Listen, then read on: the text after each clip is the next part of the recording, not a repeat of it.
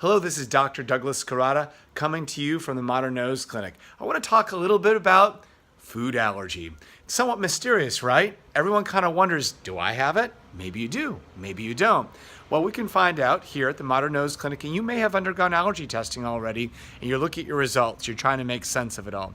What do you need to know about food allergy? Let's talk about that.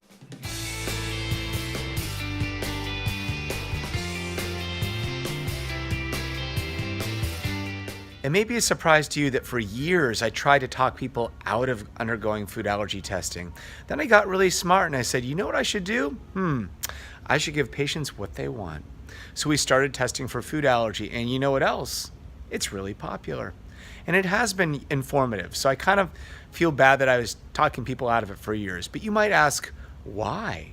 Why would you talk someone out of food allergy testing? And the answer is that when you get an allergy test back that says you're allergic to some food, and it says, yes, you're allergic to the food, you may or may not be. You may just have a sensitivity. And if you asked me, if you said, Dr. Scarrata, how often, when it says I'm allergic to, say, dairy or milk, am I really allergic to milk? And it is approximately 50%. So what do you make of that? And why is it that you're happy to test people now, given what would be by many an unacceptable measurement? I'll tell you. First of all, there's more to that metric than simply it's negative and it's positive and only 50% right. If it says it's negative, you really don't have that allergy. So there's a lot of people who think they've got a gluten allergy and they're avoiding lots of life.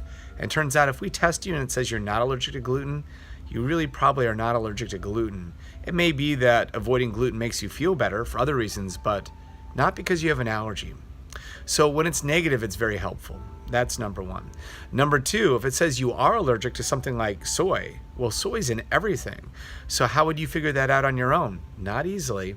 Most people we diagnose with a true soy allergy weren't really aware of that before, and it really is an eye-opening thing. So I feel good that we test people for food allergy now. I think it's something worthwhile to catch that, whatever it is, 1 out of 4 or 5 people who did not know and would not have known otherwise.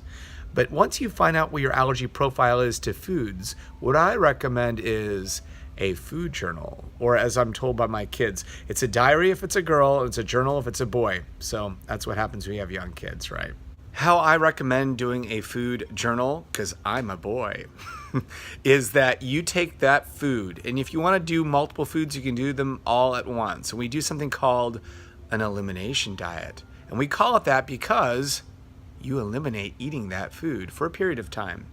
And, some people do it for 2 weeks, some people do it for a month. And you want to keep different criteria on this journal. So you make a list of things on the side, and it might say things like, well, like this. At the Modern Nose Clinic, we intend to make an allergy food symptom tracker available to you. But until then, you can make your own. It's really easy. So here is a good starting point. I listed 5 different categories of symptoms that people can have from food allergies. And I thought this is a pretty good starting point. You could be really detail-oriented, that's how I am, and write them all down and measure all of them. Or if there's only a few you're really worried about, you could focus on those and keep it simple. There's nothing wrong with that. So let me zoom in on each cluster and we'll go over that. We'll call these the gut symptoms. So a lot of people get abdominal discomfort. They can have a little bit of nausea. Sometimes it's severe enough to have vomiting. That usually gets your attention.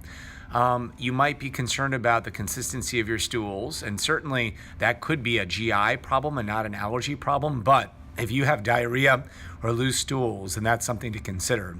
And then finally, a pretty common one is gas or bloating. And so what I would do is each day as you go to sleep, on a scale from 1 to 10, I'd indicate how severe these symptoms are. The next category is sometimes not considered very often, but you can get lightheadedness, sense of fainting or dizziness because of a food allergy. That might be worthwhile keeping track of, because this would be a mysterious problem that you normally would not associate with a food allergy. Itching, hives, or eczema, there you go. It's probably why you came to see us. Nasal congestion, that's a big one. We're the Modern Nose Clinic, and 70% of allergies will impact your nose as the target organ. So we really focus on that. And you could, I'll go crazy on that, but you guys just might write down nasal congestion. And then also with breathing. If you're not breathing through your nose and the allergens are going straight into your throat, you can have wheezing from inhalants. But with food allergies, you can get wheezing too. Some people have trouble breathing. Number 5, if you got symptoms right there in your mouth where you have tingling, itching in the mouth, throat clearing, and postnasal drip, these are worth measuring too. Strong work. You created your diary or your journal or whatever. Maybe you got our tracker once I finally built it with all my spare time. Anyway, so for the next 2 weeks, go off that food that you want to test, okay? Strictly. Just really obsessively go off of it for 2 weeks. Or if you want, you can go off it for a month, but for a period of time.